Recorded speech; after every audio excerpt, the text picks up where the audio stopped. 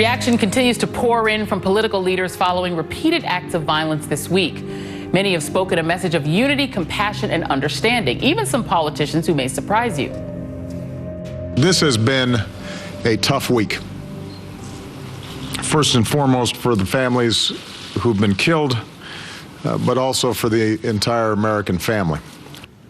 A few perpetrators of evil do not represent us. They do not control us. The blame lies with the people who committed these vicious acts and no one else. And as the president rightfully said, justice will be done. We also have to let the healing be done as well. We're one people, we're one family, we're one house. We must learn to live together as brothers and sisters. If not, we will perish as fools. Let's start here. Let's take a moment to pray for all the families and the loved ones suffering today. We can begin to truly confront this. Confront it by acknowledging the truth that despite decades of progress on many fronts, millions of our fellow Americans feel that they are treated differently because of the color of their skin. Every American has the right to live in safety and peace.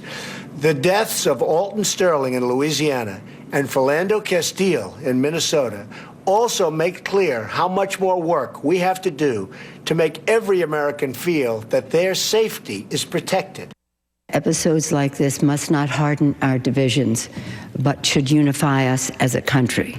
It is more dangerous to be black in America. They're substantially more likely to end up in a situation where the police don't respect you and where you could easily get killed. And I think sometimes for whites it's difficult to appreciate how real that is. I mean, how it's an everyday danger.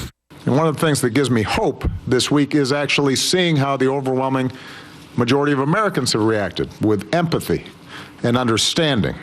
Respect, decency, compassion, humanity. If we lose those fundamental things, what's left? We need to take a moment here for reflection, for thought, for prayer, for justice, for action. Right now, let's let justice be done. And let's also let some healing occur too. I got arrested 40 times during the 60s.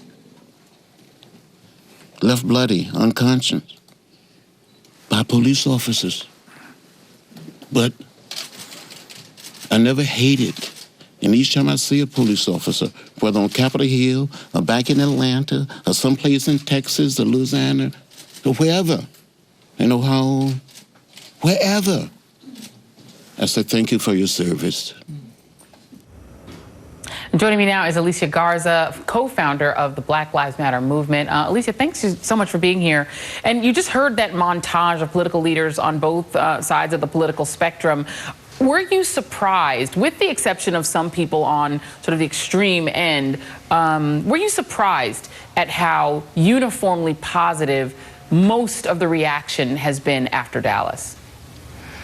No, I'm not surprised. I think that what I'm excited and happy about is that the far-right narrative that Black Lives Matter is somehow a hate or terrorist group is a message that seems to be dwindling away, and rightfully so. I think that the majority of people in this country understand what it is that we're up against and what it is that we're fighting for. I think the majority of people in this country understand that we are not anti-police, but we certainly are anti-people being murdered in our communities.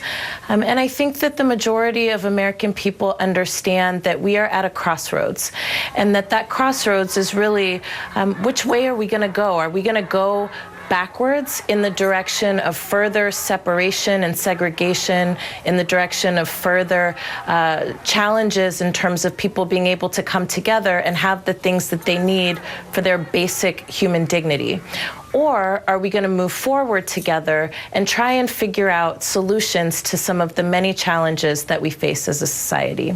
And yet, Alicia, Black Lives Matter felt it important to really tweet out a very explicit message saying that Black Lives Matter stands for peace, justice, and freedom, not for murder. And I want to play you what President Obama said in Warsaw, and still having to couch the Black Lives Matter movement in the terms that you're going to hear right now. Take a listen.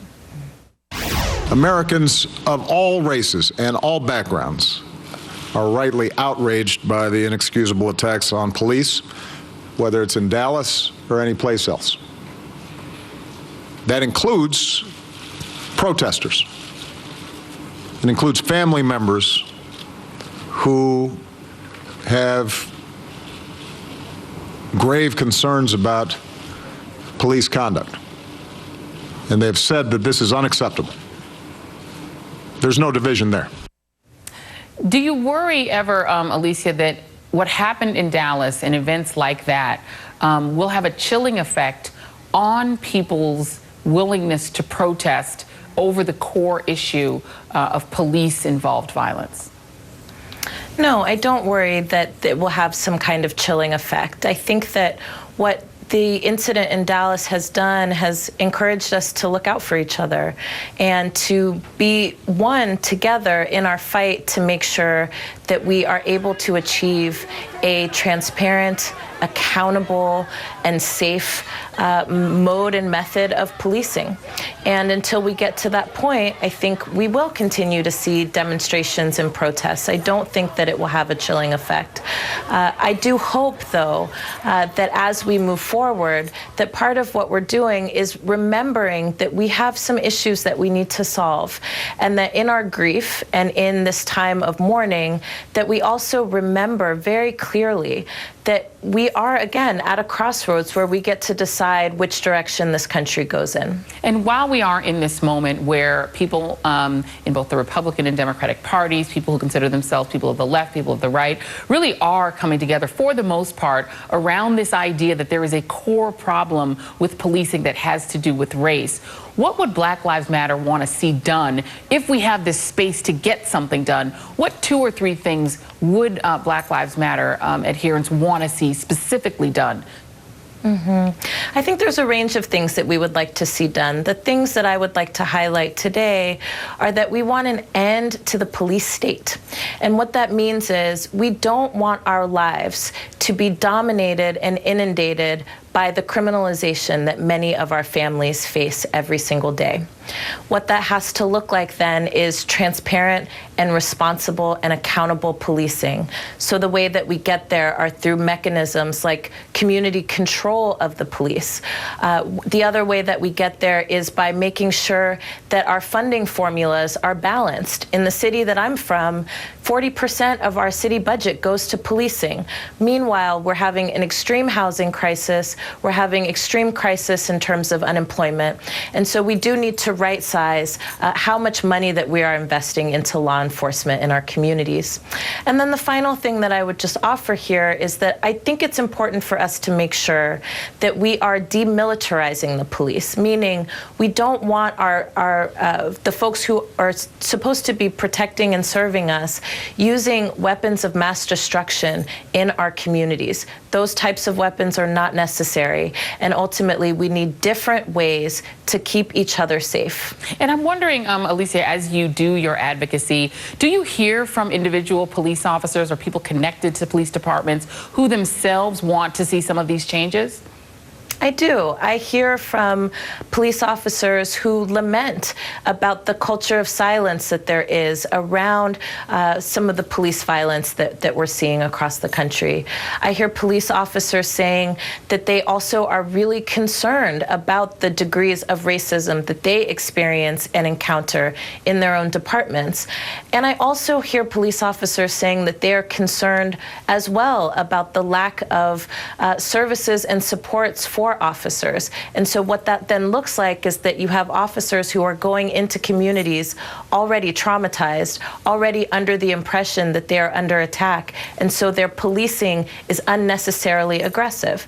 These are things that I think if we come together as people who want to see the similar goal of transforming policing, that we can address right this minute. Well, here's hoping that this moment of clarity produces something positive and concrete. Alicia Garza in Oakland, thank you so much for being here. Thank you for having me. Thank you. And up next,